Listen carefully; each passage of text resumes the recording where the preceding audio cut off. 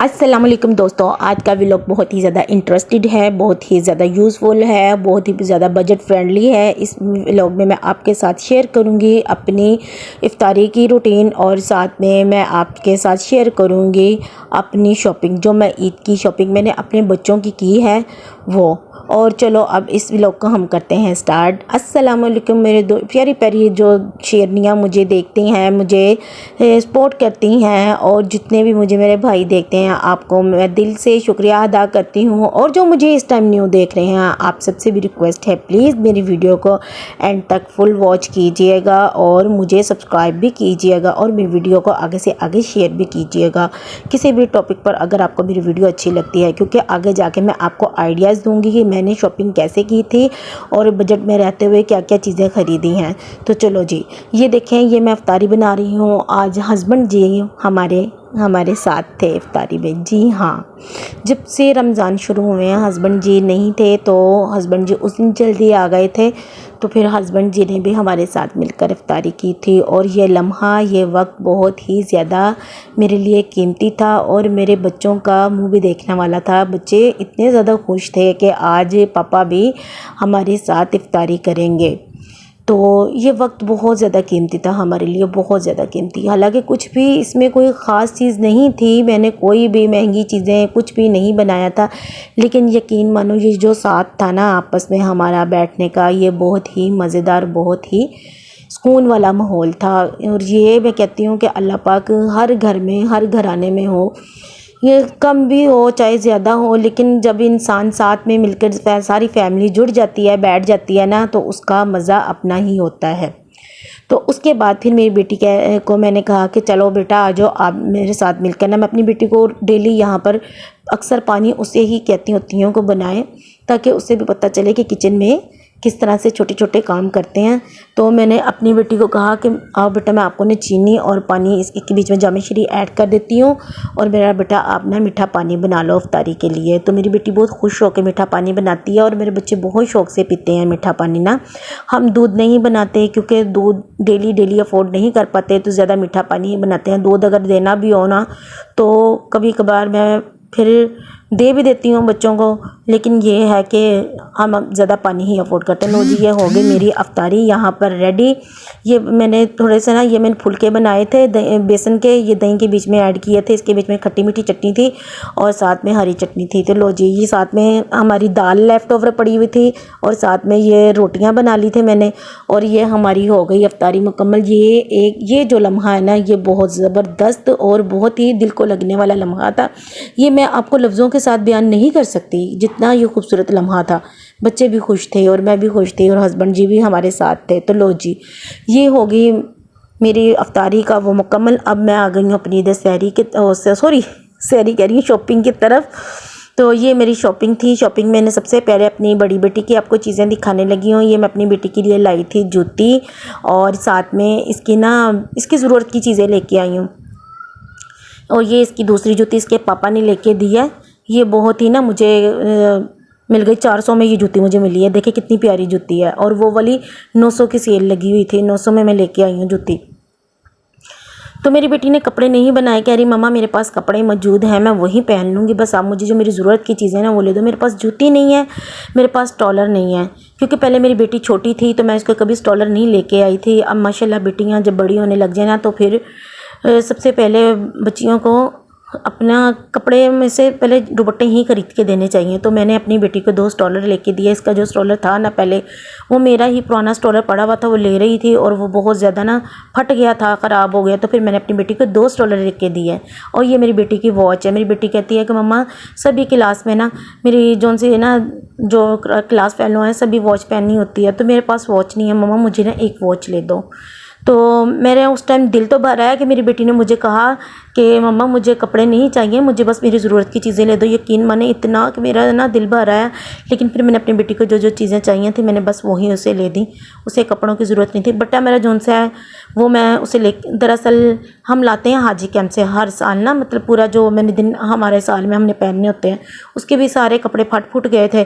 तो फिर मैंने कहा था कि ईद है और ईद पर मैं लाजमी अपने बच्चों को ना कपड़े बना कर देती होती हूँ, ज़्यादा नहीं तो 2-2 सूट मैं अपने बच्चों को लाजमी लेके देती होती हूँ। मुझे पता है ईद के 3 दिन होते हैं और 3 दिन ही बच्चे कपड़े पहनते हैं अलग अलग, लेकिन मैं अपने बच्चों को 2 सूट ही लेके देती होती हूँ और अपने बच्चों को यही सिखाया हुआ है कि 2 दिन बेटा नए कपड़े पहन लो, तीसरे दिन तो हम घर के भी पहन लेते हैं। और बच्चा पता क्या है, जो माँ बाप देखता है ना, माँ बाप को देखते ही करता है कि जो माँ बाप कर रहा है वही चीज़ बच्चा भी सीखता है। सच्ची में ये चीज़ है आजमाई हुई। ये देखिए, ये मेरी बेटी की पैंट शर्ट थी और ये शलवार कमीज़ है, इसके ऊपर वेस्ट कोट बनी हुई है। ये कि जब नमाज़ पढ़ने जाएगा ना मेरा बेटा तो ये पहन लेगा, और जब इसे गर्मी लगेगी तो वेस्ट कोट इसके ऊपर से उतार भी सकते हैं। अब ये मेरा बेटा पूरा साल पहनेगा इसे, और जब भी पहनेगा ना यही कहेगा कि मम्मा वो ईद वाले कपड़े, ये नाम पड़ जाता है फिर, ईद वाले कपड़े पहन ले मम्मा, ईद वाले कपड़े निकाल ले मम्मा, वो ईद वाला ड्रेस जौन सा था, फिर ये ड्रेस का जौन सा ना नाम पड़ जाता है हमारे में ना कि ईद वाले कपड़े, बस। और उसके बाद फिर बेटे की पैंट शर्ट हो गई थी और एक मेरे बेटे की शलवार कमीज़ हो गई थी, और ये मैंने अपने बेटे को ला के दी थी एक जूता सैंडल। मैं अगर चाहती तो मैं इन्हें शूज़ भी ला के दे सकती थी पैंट शर्ट के साथ, लेकिन नहीं, मैंने जूता इस तरह का लेके दिया कि जो ये जूती शलवार कमीज़ के साथ भी पहनी जाएगी और ये पैंट शर्ट के साथ भी पहनी जाएगी। तो इसी तरह ना हम जो गरीब घराने की होती हैं ना माएँ, हम यही सोचते हैं कि हम एक चीज़ वो लें जो दूसरी चीज़ों के साथ भी एडजस्ट हो जाए मेरी बहनों। और ये जूती पता है कितने की है? ये जूती है मेरे बेटे की, ये 900 की जूती ली थी मैंने। ये 1250 की जूती कह रहा था, लेकिन मैंने रेट करवा कर ये 900 की ली। और ये जो इसकी पैंट शर्ट है, ये पैंट शर्ट भी इसकी मुझे कितने की मिली? 1400 की मिली। वो मुझे 2000 की बता रहा था, लेकिन मैंने रेट करवाया और ये मैं 1400 की लेके आई। मैं तो 1200 की कह रहा था, वो भाई 1200 की मान नहीं रहा था, लेकिन वो फिर 1300 पे भी नहीं बना, लेकिन 1400 पे आके फिर वो मान गया था। तो इसकी जो शलवार कमीज़ है मेरे बेटे की, वो मेरे बेटे की शलवार कमीज़ जो सी है वो आई है कितने की? वो आई थी 1200 की। हाँ, वो मैं उसे 1000 की बोल रही थी, वो नहीं ले रहा था, तो फिर मैंने वो 1200 की ली थी। और ये मैं एक लेके आई थी अपने लाडो के लिए सूट। ये देखें, ये सूट भी ना छोटे बच्चों के जो कपड़े ना वो ज़्यादा महंगे देते हैं मेरे ख्याल से। तो ये मुझे 2000 का कह रहा था, तो ये भी मैंने कर आके ना ये बड़ी मुश्किल से 1500 में माना है। 1500 में माना था, तो लेकिन मैं उसे कह रही थी कि भाई मुझे 1200 का दे दो, तो वो 1200 पे नहीं मान रहा था। तो फिर हद जाके ये 1300 में मैं सूट ले आई थी। और ये अम्मी जान ने लेके दिया था। ये जो मेरी पहली ऑडियंस है ना, उन्होंने देखा होगा।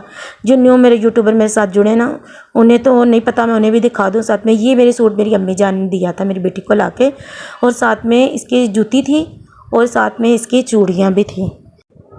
तो कहने का मतलब ये है कि इस तरह से फिर मैंने अपनी सारी शॉपिंग को कर लिया मैनेज। और ये मेरी बेटे की घड़ी रह गई थी मेरे बेटे ने भी मुझसे घड़ी मंगवाई थी। ये दोनों को फिर मैंने टच वाली घड़ी ला के दी थी। मैं साल में एक मरतबा अपने बेटे को घड़ी ला देती होती हूँ। मेरा बेटा ज़्यादा शौक से पहनता है घड़ी, लेकिन पहली मरतबा में मेरी बेटी ने फरमाइश की थी कि मामा मुझे भी वॉच ला दो, मैंने भी पहनना करनी है। सब बच्चियाँ पहन कर आती हैं क्लास में ना। और ये मेरी लाडो की जूती थी। और एंड में मैं आपको अपनी जूती भी दिखाऊंगी। मेरी बहनों, जूती देखना और मुझे बताना क्या वो जूती की मैं प्राइस ज़्यादा देख के आई हूँ, क्योंकि मैं जूती तो ले आई हूँ, लेकिन ना मुझे बहुत ज़्यादा ना दुख हो रहा है कि मैं बहुत ज़्यादा महंगी जूती ली है। मैंने कभी इतनी महंगी जूती पहनी ही नहीं है मेरी बहनों। 500 600 या हद 700 वाली जूती ली है मैंने, कभी इससे ज़्यादा महंगी जूती ली ही नहीं है अपनी।